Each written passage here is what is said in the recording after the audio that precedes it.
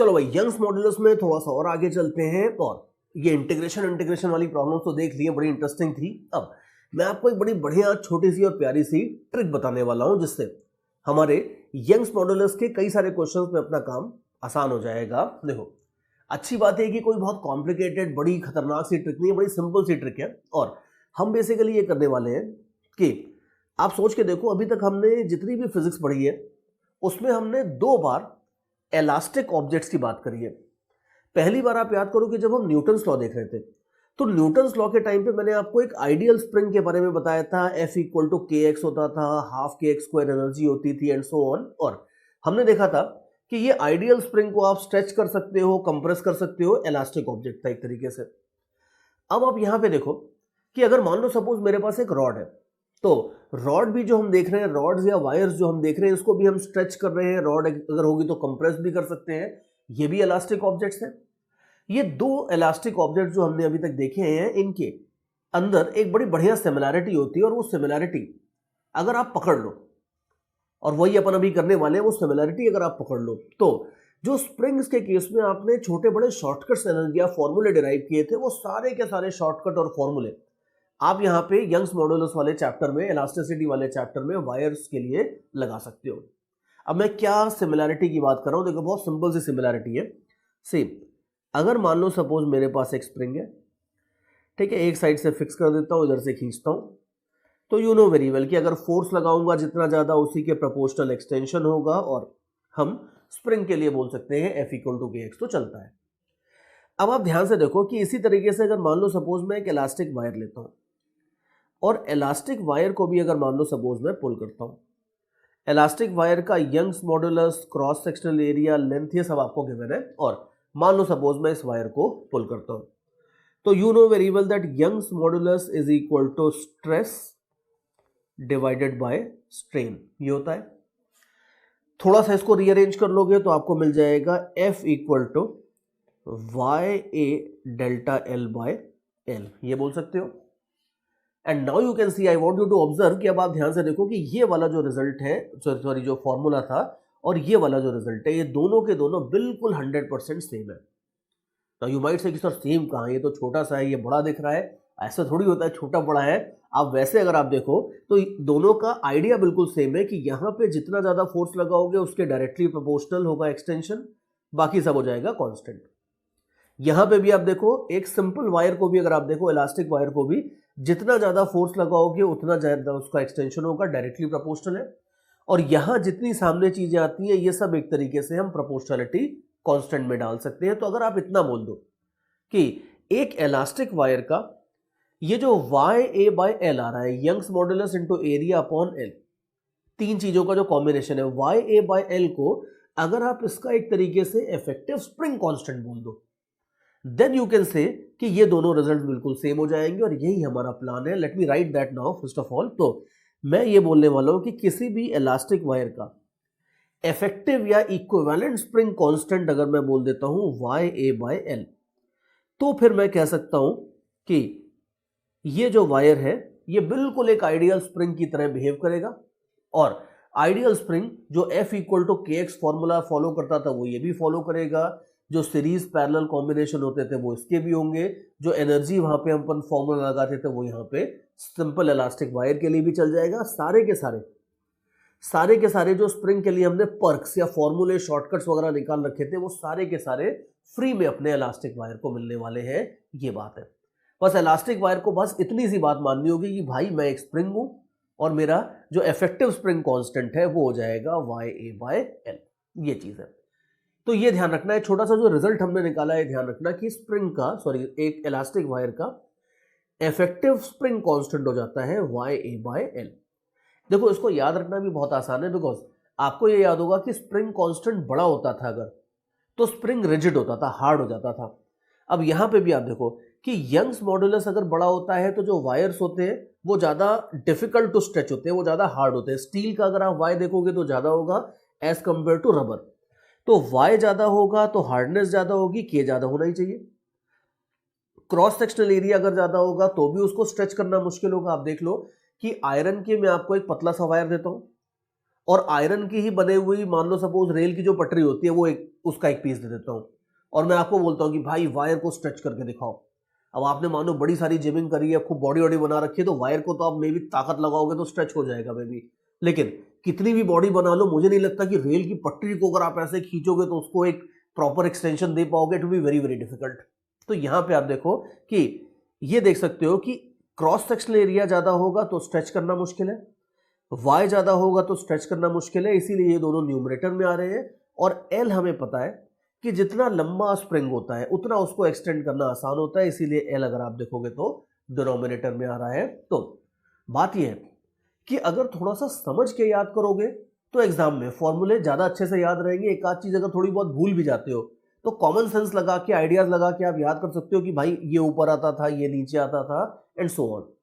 But bottom line यही है कि हमें यह ध्यान रखना है कि अगर हमारे पास एक सिंपल इलास्टिक वायर है तो सिंपल इलास्टिक वायर का इक्विवेलेंट स्प्रिंग कांस्टेंट जो होता है वो हो जाता है YA/L। और इस छोटे से रिजल्ट को लेके अभी हम खूब धूम मचाने वाले हैं। अभी देखो इसका यूज करके देखते हैं, तब थोड़ा सा और ज्यादा मजा आएगा। जैसे let me take an example here. मान लो सपोज मेरे पास, लेट अस से मैं आपको 2-3 वायर्स दे देता हूं। मान लो सपोज एक पतला सा वायर है और एक मान लो इसके साथ में मैं एक मोटा सा वायर दे देता हूं। ठीक है, ये दोनों वायर्स जो है इसके पैरामीटर्स भी मैं साथ साथ में लिखता जाता हूं। इन दोनों की लेंथ मान लो L है। पतले वायर का क्रॉस सेक्शनल एरिया, मोटे वायर का cross sectional area, Young's modulus भी मैं दे देता हूं। मान लो इसका Y है और इसका 3Y है। ठीक है, ये सब मैंने दे दिया। 2 वायर्स को मैंने वर्टिकली लटका रखा है ऐसे। फिर मैं क्या करता हूं कि यहां पे एक मासलेस सपोर्ट टाइप का लगाता हूं। ठीक है, मासलेस सपोर्ट मतलब एक खाली उन दोनों को ज्वाइन करने के लिए मैंने एक लकड़ी का टुकड़ा उकड़ा कुछ भी लगा दिया है और इसका जो भी मास है वो नेग्लिजिबल है। उसके बाद यहाँ पे एक वायर का पीस और लेता हूँ मैं, और ये जो वायर का पीस है इस पीस को देख लो। इस पीस की लेंथ है मान लो L/2, क्रॉस सेक्शनल एरिया और यंग्स मॉडुलस भी आपको गिवन है। तो 3 वायर्स का मैंने बना दिया है कॉम्बिनेशन। बीच में जो लकड़ी का पीस लगाया है वो खाली जॉइंटर है एक तरीके से, उसका और कोई रोल नहीं है। उसके बाद फिर मैं जाता हूं और एक मास लेके आता हूं, एक ब्लॉक लेके आता हूं। ब्लॉक का मास है M। ब्लॉक को मैं नीचे लगाता हूं। पहले तो मैंने ब्लॉक को पकड़ रखा है, सपोर्ट कर रखा है, लेकिन एक बार अच्छे से अटैच हो जाता है फिर धीरे धीरे धीरे मैं अपना हाथ हटा लेता हूं। तो यू कैन इजीली सी कि जब मैं अपना हाथ हटा लूंगा तो अपने वेट की वजह से थोड़ा सा नीचे आएगा। तीनों वायर थोड़े थोड़े स्ट्रेच होंगे और हमें यह निकालना है कि जो ब्लॉक है ये ब्लॉक कितना नीचे आ जाएगा। When the block comes in equilibrium, ये अपनी ओरिजिनल पोजीशन से कितना नीचे आ जाएगा ये अपने को निकालना है। इन अदर वर्ड्स हमें इस पूरे के पूरे स्ट्रक्चर का जो टोटल एक्सटेंशन है वो अपने को इस प्रॉब्लम में निकालना है। ये अपना टारगेट है।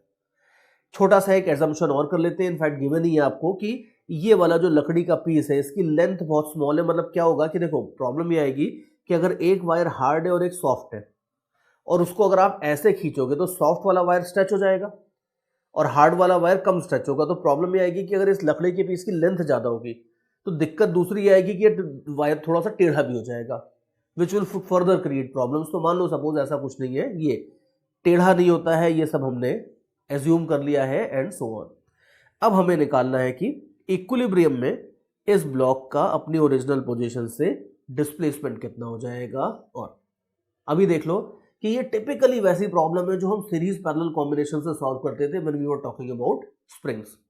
तो यहां पे हमारा प्लान बहुत सिंपल सा है। हमारा प्लान सिंपली ये है कि ऊपर वाले दोनों को हम स्प्रिंग से रिप्लेस कर देंगे, नीचे वाला जो वायर है उसको भी स्प्रिंग से रिप्लेस कर देंगे, और इन तीनों स्प्रिंग्स का मिला के K1, K2, K3 मान लो स्प्रिंग कॉन्स्टेंट्स हैं, इन तीनों का मिला के हम एक स्प्रिंग कॉन्स्टेंट मान लेंगे, निकाल लेंगे। इन तीनों स्प्रिंग्स को कंबाइन करके हम एक सिंगल स्प्रिंग बनाएंगे और उस सिंगल स्प्रिंग का स्प्रिंग कांस्टेंट निकाल लेंगे। और उसके बाद सिंपली हम F इक्वल टू KX या mg इक्वल टू KX हम लास्ट में लगा के x निकाल लेंगे। ये हमारा बिल्कुल शॉर्ट में अगर आप देखो तो ये हमारा गेम प्लान है। पर चलो थोड़ा सा स्टेप बाय स्टेप चलते हैं अभी आगे। सेम इसके बाद हमें क्या करना है, इसके बाद हमें निकालना है K इक्विवेलेंट। तो आप फॉर्मूला पहले तो रिकॉल करो। तो वायर का इक्विवेलेंट स्प्रिंग कांस्टेंट होता था YA/L। तो अभी आप देखो यहां पे जो फर्स्ट वाला वायर है इसके पैरामीटर्स तो सिंपल है, तो इसका स्प्रिंग कांस्टेंट हो जाएगा simply YA/L, no problem in that. दूसरे वाले के लिए देख लो, दूसरे के लिए y की बजाय 3y है, a की बजाय 2a है, तो इनको मल्टीप्लाई वगैरह करके अगर आप निकालोगे तो ये हो जाएगा 6ya/l स्प्रिंग कांस्टेंट। सिमिलरली आप नीचे वाले को देख लो, नीचे वाले के लिए बाकी सब तो सेम है, l की जगह l/2 है, तो इसको अगर आप पुट कर दोगे तो ये हो जाएगा 2ya/l। ठीक है, तो ये आपके पास तीनों स्प्रिंग्स के स्प्रिंग कांस्टेंट आ जाएंगे। एंड अब हमारा आगे का प्लान है कि अब हम इन्हें कंपेयर करने वाले हैं, तो कंबाइन करने वाले हैं इन तीनों स्प्रिंग्स को। तो सबसे पहले हम ऊपर वाले दो को पैरेलल में कंबाइन करेंगे और इनका जो कॉम्बिनेशन आएगा वो नीचे वाले के साथ सीरीज में कंबाइन होगा। एंड यू माइट रिकॉल कि पैरेलल में स्प्रिंग कांस्टेंट्स हमेशा सिंपली ऐड हो जाते थे, k1 + k2 होता था, और सीरीज में k1 k2 upon k1 + k2 होता था। तो if you do all those calculations, ऊपर वाले जो दोनों हैं वो मिला के हो जाएंगे 7ya/l। मैं ya/l को ज्यादा कंसिडर नहीं कर रहा हूं, उसको मैं लास्ट में वापस चिपका दूंगा, लेकिन वैसे अगर आप देखो तो ऊपर वाला मिला के हो जाएगा 7 और 7 के साथ सीरीज में आने वाला है 2। Now 7 in series with 2 will give you 7 × 2 upon 7 + 2 which will be something like 14/9। तो आप ये बोल सकते हो कि इन तीनों का जो कॉम्बिनेशन होगा, ये वाला फाइनल स्प्रिंग कांस्टेंट, ये फाइनल स्प्रिंग कांस्टेंट हो जाएगा आपका 14/9, और ya/l को हम लास्ट में, as I was saying, last में हम वापस चिपका देते हैं इसको, तो ये हो जाएगा आपका पूरे सिस्टम का स्प्रिंग कांस्टेंट इक्विवेलेंट की। एंड नाउ यू कैन सी कि इसमें अगर मान लो सपोज हमने एक ब्लॉक को लटका दिया है, तो इस ब्लॉक का कितना एक्सटेंशन हो जाएगा, ब्लॉक का कितना डिस्प्लेसमेंट हो जाएगा, वो आप देख सकते हो कि अगर मान लो इसका डिस्प्लेसमेंट होता है x, तो आप ये बोल सकते हो कि mg = kx हम लगा देंगे, जहां पे k का मतलब है कि वो पूरा k इक्विवेलेंट, तो इसका मतलब है x हो जाएगा mg / k, और k आपको पता ही है 14ya/9l। ठीक है, फाइनल रिजल्ट है, तो आउट ऑफ रिस्पेक्ट इसको थोड़ा सा मैं हाईलाइट कर देता हूं, लेकिन ये सिंपल सी टेक्निक है, सिंपल सा तरीका है जिससे बड़े आराम से इस तरह की प्रॉब्लम्स को आप हैंडल कर सकते हो। And you can also see, अब थोड़ा सा यहाँ पे वीडियो को पॉज करके आपको थोड़ा सा ये भी सोचना है कि चलो सर ने तो उसको ऐसे शॉर्टकट लगा के स्प्रिंग बना के इधर उधर करके सॉल्व कर दिया, लेकिन मान लो अगर हम बेसिक से जाते हैं, हम ये स्प्रिंग के साथ सिमिलरिटी देखते ही नहीं है, हम बस वही हुक्स लॉ जो था स्ट्रेस अपॉन स्ट्रेन वाला, वही अगर लगा के इस प्रॉब्लम को पूरा बेसिक से सॉल्व करते हैं, तो भी ऑब्वियसली 100% सॉल्व हो जाएगी। बट आप एक बार सोच के ट्राई करके देख लेना कि उससे टाइम कितना लगता है और इस टेक्निक से टाइम कितना लगता है, और यू विल सी कि इस टेक्निक से आपका काफी टाइम बचेगा। And that is how we are going to get one of the top ranks as far as IIT JEE advanced is concerned, because जितना टाइम आप बचाओगे इस तरह की प्रॉब्लम्स में, उतना आपके पास एग्जामिनेशन हॉल में एक्स्ट्रा टाइम रहेगा, उतने ज्यादा टफ क्वेश्चंस में आप या लेंदी कैलकुलेशन वाले क्वेश्चंस के अंदर उस टाइम को इन्वेस्ट करके और ज्यादा मार्क्स लेके आ सकते हो। चलो भाई, और एक अच्छा एग्जांपल मैं आपको दिखाता हूं। अब की बार मैं दोनों मतलब 2 वायर्स मैं आपको दूंगा, उसका ऑब्वियसली स्प्रिंग कांस्टेंट वगैरह हम निकालेंगे, लेकिन अब की बार मैं उन्हें डायरेक्टली सीरीज पैरेलल में कंबाइन नहीं कर रहा हूं। मैं आपको थोड़ा सा वो वाला रिजल्ट याद करवाता हूं जिसमें आप याद करो 2 स्प्रिंग्स अगर एंगल थीटा पे होते थे, तो हमने देखा था कि फॉर स्मॉल एक्सटेंशंस हम ये टेढ़े वाले k को कुछ k cos² थीटा से रिप्लेस कर सकते थे। हमने ये जो रिजल्ट देखा था न्यूटन्स लॉ में, डिराइव किया था प्रॉपरली और समझा था उसको वहां पे। इस रिजल्ट को मिला के मैं आपको एक और क्वेश्चन बना के दिखाता हूं। देखो, फंडा ये है कि अब की बार मान लो सपोज मेरे पास 2 इलास्टिक वायर्स हैं, वायर 1 और वायर 2, दोनों आइडेंटिकल है, दोनों का Young's modulus, cross sectional area, length, ये सब अपने को गिवन है। दोनों को वर्टिकल से एंगल थीटा पे मैंने अरेंज किया है, और इनका जो जंक्शन होगा वहां पे मैं एक मास m लटकाने वाला हूं अभी। और क्वेश्चन ये है कि अगर मैं यहाँ पे एक मास m लगा देता हूं और m को लगाने के बाद छोड़ देता हूं, तो ऑब्वियसली m के वेट की वजह से ये पूरा का पूरा सिस्टम थोड़ा सा एक्सटेंड हो जाएगा। और क्वेश्चन ये है that under the assumption that mg is small, बहुत ज्यादा वेट नहीं लटका रहे हैं, under the assumption that mg is small, हमें ये निकालना है कि ये mg का, ये जो m है सॉरी, इस m का कितना डिस्प्लेसमेंट हो जाएगा when it comes in equilibrium. तो ध्यान रखना क्वेश्चन क्या है, क्वेश्चन ये है that we need to calculate the displacement of m when it reaches its equilibrium position. ये अपना क्वेश्चन है। और इसको भी आप देख लो कि अगर आप इसको बेसिक से सॉल्व करते हो तो बड़ा लंबा पड़ेगा क्वेश्चन, बिकॉज बड़ी दिक्कतें आएंगी उसमें। आपको mg का शायद ये वाला कंपोनेंट लेना पड़ेगा। चलो let's not get into that, वो आपको खुद ट्राई करना है eight the end of the problem, और यू विल सून से कि उस सबकी जरूरत भी नहीं पड़ेगी। हमें पता है कि ये जो दोनों टेढ़े वायर्स हैं, अब वायर टेढ़ा हो या सीधा हो हम उसे स्प्रिंग से तो रिप्लेस कर ही सकते हैं, तो इन दोनों को हम स्प्रिंग से रिप्लेस कर देंगे। और दोनों का स्प्रिंग कांस्टेंट अगर इक्विवेलेंट स्प्रिंग कांस्टेंट अगर मान लो K और K है, तो हमें पता है that this whole system is equivalent to something like this. इन दोनों स्प्रिंग्स को मैं वर्टिकल करने वाला हूं। दोनों स्प्रिंग्स का जो वर्टिकल इफेक्टिव कंपोनेंट होगा, maybe I don't like to use the word component here because कोई वेक्टर तो है नहीं कि अपन उसको रिजॉल्व करें, लेकिन फिर भी दोनों का जो इफेक्टिव K आएगा वो हो जाएगा एक तरीके से K cos स्क्वायर थीटा और K cos स्क्वायर थीटा।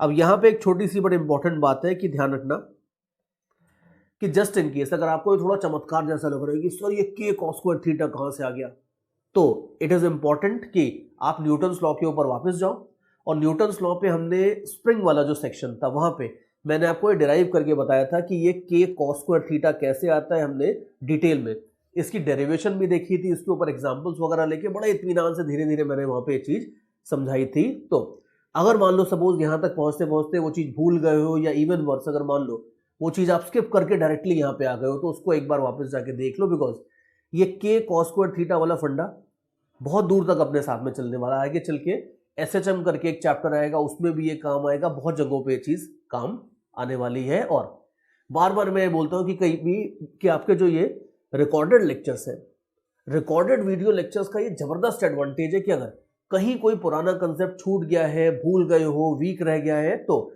हमेशा 100% एफिशिएंसी के साथ आप वापस जाके उसको रिवाइज कर सकते हो। This would not be possible in a normal class, because normal class में अगर मान लो मैं पढ़ा रहा हूं तो मैं तो पढ़ा के निकल जाता था। अब अगर किसी स्टूडेंट का कोई कंसेप्ट छूट गया है तो उसके लिए कवर करना ऑनेस्टली बड़ा मुश्किल था, बिकॉज उन लेक्चर्स के केस में भाई या तो आपके पास ऐसा ही सेट किया, तो अगर जैसे यहाँ पे रिकॉर्डिंग्स है या तो रिकॉर्डिंग्स हो, अदरवाइज पुराने नोट्स वोट्स लेके बड़ी परेशानी होती थी उन चीज को दोबारा देखने में। See at the end of the day we all accept that कि वी आर अल्टीमेटली ह्यूमंस। किसी भी स्टूडेंट से हम ये एक्सपेक्ट नहीं कर सकते कि बिल्कुल लाइक सुपर कंप्यूटर बन जाएगा और जो जो चीजें बताई जाएंगी वो सब एक एक बार में ग्रास्प करते जाओगे, कुछ भी छूटेगा नहीं, कुछ भी इनकम्प्लीट नहीं रह जाएगा। That doesn't really work like that. Even all India rank 1 भी अगर आपकी क्लास में बैठा हो तो उससे भी कुछ ना कुछ गलतियां होती है, कुछ ना कुछ चीजें छूटी होती है। लेकिन अगर आपके पास एक ऐसा रिसोर्स है जिसमें आप लेक्चर्स को रिवाइंड करके पुरानी किसी भी छूटी हुई चीज को दोबारा देख सकते हो, तो ये बहुत बड़ा एडवांटेज है। This was fundamentally the reason कि मैंने सोचा था कि ये रिकॉर्डेड लेक्चर्स बनाएंगे। बट चलो, let me not get carried away here. Whenever it comes to the efficiency of recorded lectures, I get carried away because बड़ा मस्त कंसेप्ट है ये।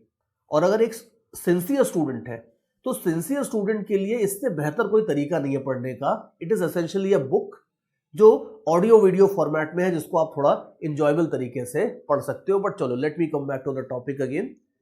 मैं क्या बोल रहा था? मैं ये बोल रहा था कि ये दोनों टेढ़े वायर्स को मैंने स्प्रिंग से रिप्लेस किया पहले तो यहीं पे, और फिर दोनों टेढ़े स्प्रिंग्स को मैंने वर्टिकल स्प्रिंग्स से रिप्लेस किया। And now in the and I can say that in दोनों स्प्रिंग्स को भी मैं पैरेलल में कंबाइन करके एक सिंगल स्प्रिंग से रिप्लेस कर दूंगा 2K cos स्क्वायर थीटा। और ये K मुझे पता है, मैं लास्ट में इसकी वैल्यू डालने वाला हूं। K जो है ये अपना वही होता है YA/L, तो ये तो मैं लास्ट में डाल ही दूंगा। लेकिन ये अब हमारे पास फाइनल सिचुएशन आ गई है एंड यू कैन सी कि अब ब्लॉक mg फोर्स लगाएगा ग्रेविटी की वजह से, और इस फोर्स की वजह से जो ये पूरा इक्विवेलेंट स्प्रिंग है ये थोड़ा सा स्ट्रेच होगा। तो बस लास्ट में अगर आपको ये चाहिए कि भाई कितनी स्ट्रेचिंग होगी, तो mg equal to K equivalent into x, बस इतना सा काम आपको कर देना है।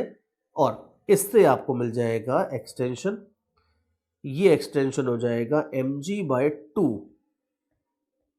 cos square theta into K, और K अगर आप देखोगे तो ये हो जाएगा YA/L। ये बात है। तो इस तरीके से आप देख लो, इस तरीके से हमें जो हमने आइडिया डेवलप किया था कि एक वायर को हम एक इलास्टिक वायर को हम एक स्प्रिंग के सिमिलर मान लेंगे और इक्विवेलेंट स्प्रिंग कांस्टेंट YA/L लिख देंगे। इस आइडिया का यूज करके बड़े इंटरेस्टिंग तरीके से हम ऐसे कॉम्बिनेशन के प्रॉब्लम्स को बड़े आराम से सॉल्व कर सकते हैं। और अभी मैं आपको आगे लेके चलूंगा and I will show you कि खाली ये कॉम्बिनेशन के प्रॉब्लम सॉल्व नहीं होते, जो हमने एनर्जी का भी फॉर्मूला निकाला था कि स्प्रिंग के अंदर इलास्टिक एनर्जी स्टोर होती है हाफ के x square and this and that, वो सारे के सारे आइडियाज को यहाँ पे हम इलास्टिक वायर्स के लिए यूज करके देखेंगे। चलो भाई अब जरा एनर्जी की भी बात कर ली जाए। देखो एनर्जी का आपको याद ही होगा कि अगर एक आइडियल स्प्रिंग है तो हमने देखा था कि आइडियल स्प्रिंग के अंदर जो एनर्जी स्टोर्ड होती है वो जाती है हाफ के एक्स स्क्वायर। बिल्कुल उसी तरीके से अगर मान लो सपोज मेरे पास है ये इलास्टिक वायर और मैं इलास्टिक वायर को किसी तरीके से फोर्स लगा के एक्सटेंड कर देता हूं, यू कैन सी दैट मैं इसको एक्सटेंड कर देता हूं बाय एन अमाउंट एक्स, तो यू कैन इजीली सी कि ऑब्वियसली ये वायर भी अगर इलास्टिक है तो कुछ पोटेंशियल एनर्जी इसके अंदर भी स्टोर होगी, because you know very well कि इलास्टिसिटी की डेफिनेशन क्या थी कि जब आप इसे छोड़ोगे तो ये आपको वापस पुल करके अपने ओरिजिनल शेप में आने की कोशिश करेगा, तो ऑब्वियसली वापस पुल करेगा तो इसका मतलब है कि वो एनर्जी आपको रिटर्न करने वाला है। इन अदर वर्ड्स इसका मतलब है कि ये एनर्जी स्टोर्ड है, और जो इस तरह की स्टोर्ड एनर्जीज होती है इसको हम इन्हीं एनर्जीज को हम पोटेंशियल एनर्जी बोलते हैं। तो यहाँ पे भी इस वायर के अंदर कुछ ना कुछ पोटेंशियल एनर्जी स्टोर होगी, और ये जो पोटेंशियल एनर्जी स्टोर होगी इस एनर्जी को हम बिल्कुल सेम फॉर्मूले से निकाल सकते हैं, और यहाँ पे बस k की जगह YA/L रख दो और x को चाहे तो आप x ही रहने दो, या एक्सटेंशन को अगर आप लिखना चाहो तो डेल्टा L लिख दो, एक ही बात है, लेकिन चलेगा कोई दिक्कत नहीं है। इस तरीके से अगर आपको चाहिए तो आप ये निकाल सकते हो कि इस वायर के अंदर स्टोर्ड इलास्टिक एनर्जी कितनी होगी। और ये जो आइडिया है, जो सिमिलैरिटी के आइडियाज है, ये फिजिक्स में बहुत चलते हैं, बिकॉज आप ध्यान से देखो कि स्प्रिंग का सबसे फंडामेंटल फॉर्मूला था F=kx, इलास्टिसिटी में भी सबसे फंडामेंटल फॉर्मूला है Young's modulus equal to stress upon strain, और दोनों फंडामेंटल फॉर्मूलों की ही अगर मैचिंग हो गई तो उनसे आने वाले सारे के सारे रिजल्ट 100% आप मैच कर सकते हो, ये बात है। और ये आगे चल के हम और कई जगह देखने वाले हैं, हम इलेक्ट्रोस्टैट्स और ग्रेविटेशन को मैच करेंगे, रेजिस्टेंसेस और कैपेसिटेंसेस को कुछ कुछ मैच करने वाले हैं, बहुत सारी जगहों पे हमें मैचिंग करने वाले हैं आगे चल के फिजिक्स में। तो ये ध्यान रखना कि अगर फंडामेंटल फॉर्मूले ही मैच कर दो तो आगे चल के बहुत सारी चीजें बड़े बढ़िया तरीके से मैच हो जाती है, जैसा कि अपन यहाँ पे कर रहे हैं। तो एनर्जी तो आ गई, और बाकी आप देख लो अब एनर्जी के साथ साथ लोग कई बार थोड़ा सा और कैरिड अवे हो जाते हैं, वो एनर्जी डेंसिटी निकाल लेते हैं। जैसे अब एनर्जी डेंसिटी की अगर बात करनी है तो आप देख लो कि एनर्जी या किसी भी चीज की डेंसिटी का मतलब क्या होता है, मास अपॉन वॉल्यूम होता है वैसे तो नॉर्मली, और एनर्जी डेंसिटी का मतलब होगा कि एनर्जी अपॉन वॉल्यूम। जो रॉड है जिसको या वायर है जिसको आपने स्ट्रेच किया उसके अंदर एनर्जी तो इतनी स्टोर्ड है, और इसको अगर आप इस पूरे वायर के वॉल्यूम से डिवाइड कर दोगे तो जो क्वांटिटी आती है उसको ये लोग कई बार फिजिक्स में एनर्जी डेंसिटी बोल देते हैं। तो एनर्जी डेंसिटी को हम डिनोट करेंगे रो ई से, रो मींस डेंसिटी, ई मींस एनर्जी। एनर्जी डेंसिटी हो जाएगी एनर्जी डिवाइडेड बाय वॉल्यूम, और ये आप देख लो बड़े आराम से ये हो जाएगा half YA/L into x square. और वॉल्यूम अगर आप देखोगे तो फाइनली जब वायर स्ट्रेच हो चुका है तो स्ट्रिक्टली स्पीकिंग वॉल्यूम हो जाएगा L plus x, total length multiplied by cross sectional area. तो बहुत स्ट्रिक्टली स्पीकिंग अगर आप देखो तो हमें ये लिखना चाहिए, लेकिन लोग इतना बॉदर नहीं करते, बिकॉज x अगर आप देखोगे तो स्मॉल ही होता है, उसको लोग जनरली नेग्लेक्ट ही कर देते हैं। तो अगर इनको एनर्जी डेंसिटी में नीचे वॉल्यूम डालना होता है तो L इंटू ए ही कर देते हैं अप्रोक्सीमेटली, इससे काम चल जाता है। तो देयरफॉर अगर आपको चाहिए एनर्जी डेंसिटी तो फिर आप देख लो L तो कैंसिल नहीं होगा, A जरूर कैंसिल हो जाएगा, तो ये हो जाएगा Y/2 x/L होल स्क्वायर। थोड़ा सा और अच्छे से लिखना चाहो तो यू कैन सी कि x/L is nothing but delta L/L, और डेल्टा L/L होता था स्ट्रेन, तो देयरफॉर इसको आप लिख सकते हो y/2 इंटू स्ट्रेन का स्क्वायर। ठीक है, अब ये कोई फॉर्मूला नहीं है कि अपन इसको मॉडिफाई करते जाओ और आपको उसको याद करना है, बस एक सिंपल सा ऑफ हैंड रिजल्ट है जो हमने निकाल लिया है यहाँ पे। बट बाकी इस पेज पे मैंने जो जो चीजें डिराइव करके लिखी है उनमें से किसी को भी फॉर्मूला बना के याद करने की कोई जरूरत नहीं है, बिकॉज हमने जो टेक्निक देखी है कि हाफ के एक्स स्क्वायर को हम वायर के लिए लगा के फटाफट एनर्जी निकाल लेंगे, वो टेक्निक अपने आप में इतनी पावरफुल है कि उससे विद इन 1 और 2 सेकेंड्स आप डायरेक्टली एनर्जी निकाल लोगे। You don't need to memorise any special formula. और उससे अगर आपको एनर्जी डेंसिटी निकालनी है तो निकाल लो, कोई बड़ी बात नहीं है। या कभी कभी ये आपको एनर्जी पर यूनिट लेंथ पूछ लेते हैं। अब एनर्जी पर यूनिट लेंथ का मतलब क्या होगा कि ये एनर्जी है और इस पूरी की पूरी एनर्जी को आप वायर के लेंथ से डिवाइड कर दो। एल से अगर आप डिवाइड कर दोगे तो एनर्जी पर यूनिट लेंथ हो जाएगी। तो वो तो इंग्लिश है बेसिकली, अब वो घुमा फिरा के जैसे क्वेश्चन बनाना चाहे वो इसके बाद बना सकते हैं। The theory that you need to understand here is this कि स्प्रिंग और इलास्टिक वायर के फंडामेंटल फॉर्मूले बिल्कुल सिमिलर होते हैं और उस सिमिलैरिटी का फायदा उठा के हम स्प्रिंग्स के रिजल्ट को इलास्टिक वायर में लगाते जा रहे हैं।